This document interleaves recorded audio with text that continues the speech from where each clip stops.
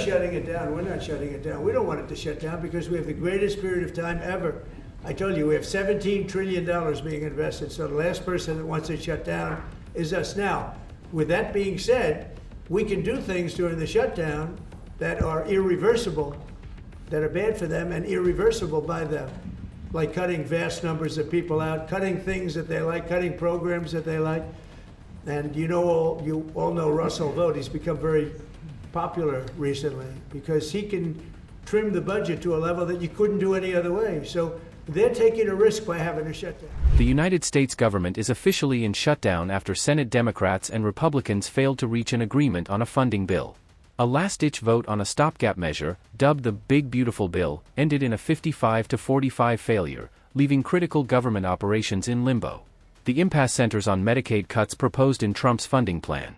Democrats are demanding the reversal of these cuts and an extension of the tax credit on health insurance premiums to make coverage more affordable. Republicans, however, remain firm, refusing to adjust the bill. The stalemate takes us back 7 years, political analysts note, recalling Trump's first-term shutdown in 2018 to 2019, which lasted 35 days over border wall funding. Officials stress that a government shutdown continues until Congress passes appropriations bills and the president signs them into law. According to an FAQ sheet on the impending shutdown published on the official website of the U.S. House Representative, Ami Bera of California's 6th Congressional District, the shutdown will end when the Senate is able to pass an appropriation bill. It reads, "To end a government shutdown, Congress needs to pass, and the President must sign appropriations bills to fund the departments and agencies that have been shut down. The President does not have the power to end a shutdown unilaterally. The funding bills follow the same legislative process as any other bill, requiring approval from both the House and Senate before the President can sign them into law. However, that would mean the Republicans and the Democrats in the House will have to agree on the terms, a possibility that looks increasingly uncertain." Notably, when the last shutdown came from December 22, 2018, to January 25, 2019, it lasted for 35 days, the longest in U.S. history. Democratic political figures began weighing in on the government shutdown early Wednesday, largely placing blame on President Donald Trump and Republicans. Former Vice President Kamala Harris said in a post on X, "Let me be clear, Republicans are in charge of the White House, House, and Senate. This is their shutdown." Democrats do not want a shutdown.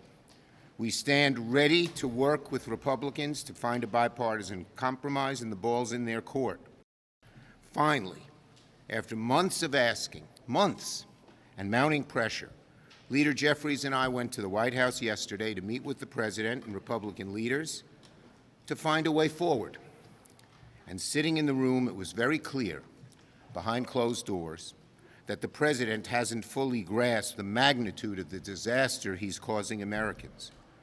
As costs continue to skyrocket for Americans, thanks to Trump's tariffs, economic policies, clean energy policies, and disastrous blunders, Americans are prepared to spend 114% more on their health insurance. That's right, that just came out.